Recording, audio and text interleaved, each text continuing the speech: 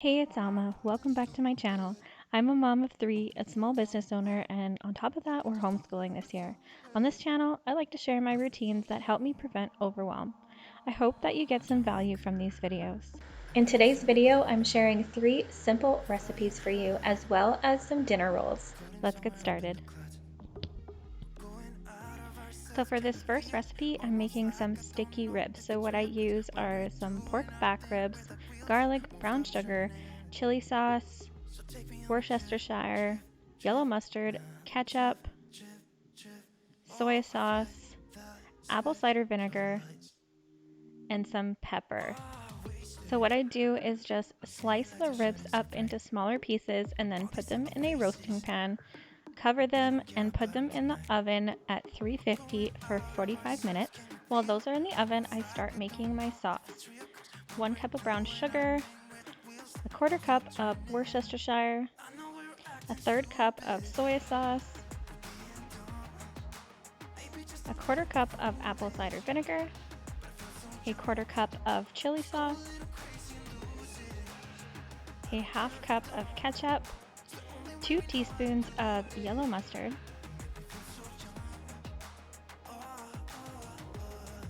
an 1/8 of a teaspoon of black pepper, and 2 cloves of minced garlic.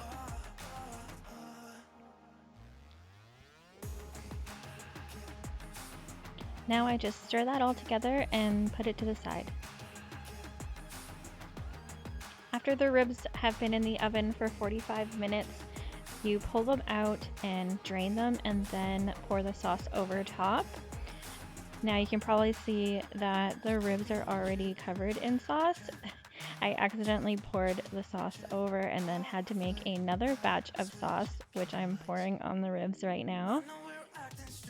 And at this point, it's recommended to turn off your oven, put the lid on the ribs, and let them sit in there and marinate for about 3 hours. I only had like 2 hours to spare, so I did let them sit in there for 2 hours before I turned the oven on again.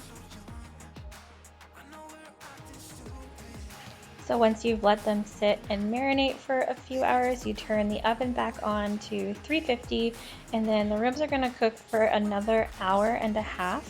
But every 20 minutes, you're going to go in there and scoop some sauce over top of the ribs to make sure everything's nice and covered. So here are the ribs. We just served them over top of mashed potatoes and corn. They are so delicious. Everybody in our family loves them. So on this day, I was making some cream of potato soup, but what is soup without some nice warm buns? So I am also making some homemade dinner rolls. So what I use for this recipe is bread flour, some softened butter, quick rising yeast, an egg, and some sugar. So to start this off, I'm putting 2 1/4 teaspoons of the quick rising yeast in my bowl. I'm also putting 1 tablespoon of sugar to help activate that yeast, and warm milk. Then I just stir that all together until the sugar is dissolved and put it aside for 5 minutes until it's bloomed. So now I'm adding the rest of the ingredients: 1 tablespoon of sugar, 1 egg, a 1/4 of a cup of softened butter, a 1/4 teaspoon of salt, and I'm starting with 1 cup of bread flour. Then I'm just going to mix that all together with my paddle. If you don't have a mixer, that is fine. You can use a spoon. I have before. Then I'm just switching my paddle attachment over to my dough hook and then adding the rest of my flour. So I'm adding an extra 2 cups of flour, and I'm going to mix that until the dough starts to form a ball. I then put the dough into an oiled bowl and cover it with a clean kitchen cloth and put it to the side in a warm place for about 2 hours to let it double in size. After the dough has doubled in size, I break it into like 14 to 16 little pieces and roll them into bun shapes. I place them in my baking pan and I cover that with a rag again and set it to the side for another hour to rise again. So after about an hour, the buns are ready to go into the oven. I set the oven to 350 and put the buns closer to the bottom of the oven to bake for about 25 minutes. Here I have a butter and honey mixture, which I will melt together and spread on top of the buns when they come out. Once the buns are all nice and golden brown, we can just pull those out and spread that butter and honey mixture over top.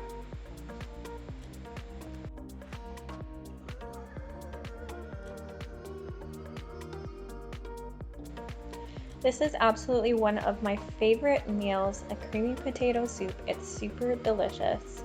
So all you need here is some milk, chicken broth, a can of corn, about 5 to 6 medium russet potatoes, a few carrots, some celery, an onion, garlic cloves, and a pack of bacon. So what you're gonna do is chop up the bacon into little pieces and cook that off in a pan until it's nice and crispy, and then you'll pull that bacon off to the side and drain it because you're gonna put that in your soup later. So now I'm just going to chop up all the vegetables that we need for the soup. Check out this little munchkin, she's trying to steal all the bacon pieces. I also wanted to share a quick tip with you guys.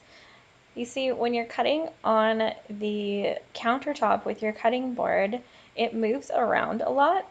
And all you need to do to stop that is just use a dampened towel underneath it so it will stay still while you're chopping up all your veggies.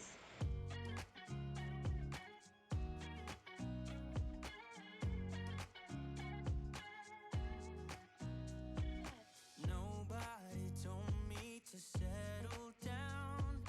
Day nights and late nights don't kid around. But there's something about you I like.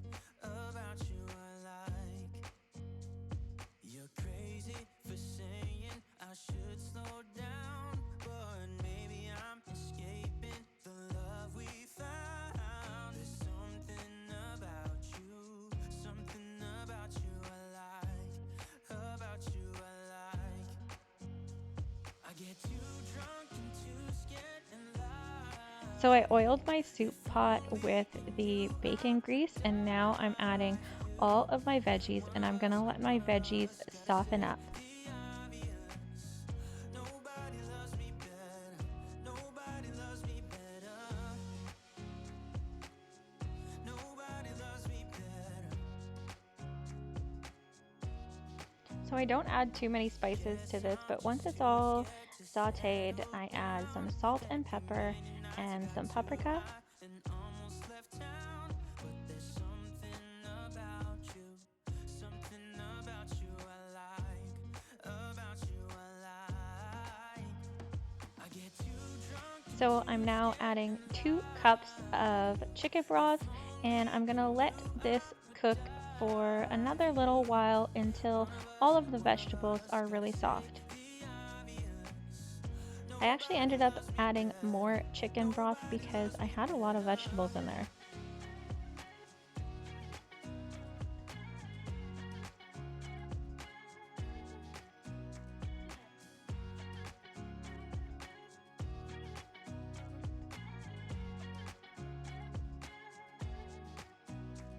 I get too drunk and too scared and lie to you. So all of the vegetables have been cooked down now. I'm just pulling aside a bowl full of vegetables because I am going to take my immersion blender to the soup, and we like to have some chunks in this soup, not a whole creamy based soup, just a little bit. So that's what I do. I just pull out some of the chunks so they can be reserved for later.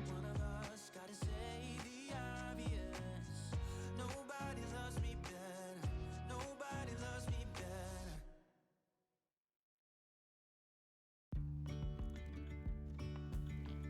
So now I'm adding the milk to the soup, And then I am taking my blender to get everything nice and creamy. If you don't have one of these stick blenders, you can throw this soup in your stand blender or mash it with a potato masher, whatever you have on hand. So here is the finished product, our yummy cream of potato soup. We just topped it with cheese and those bacon bits and then a nice warm bun from earlier. So on this day, I am making some homemade lasagna. This is something that I make often, and I don't really have a recipe for the meat sauce that I use. It is the same meat sauce that I use for my spaghetti, and I just toss in some chopped up vegetables, whatever I have, usually a pepper, an onion, and some garlic.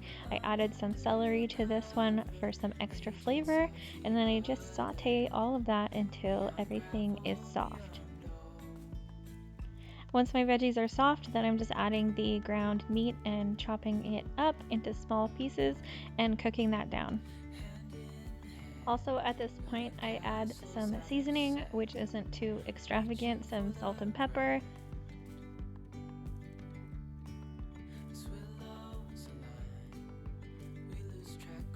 onion salt,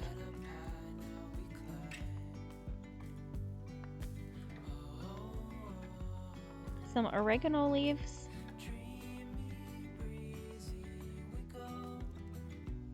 and then some paprika, which is a staple in this house.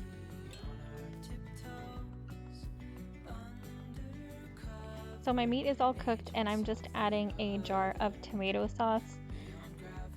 No particular brand or anything, I'm just using this Classico brand. I'm having a struggle opening the jar, but I don't know if you know this tip. My dad taught me. You just take a spoon and you put it under the lip of the jar and you kind of give it a little bit of air, and then it's super easy to open up. Let me know if you do that. So I'm just layering my lasagna here. I'm starting with a small layer of meat sauce on the bottom, and then I have these Catelli Express lasagna noodles that I'm going to put on the first layer.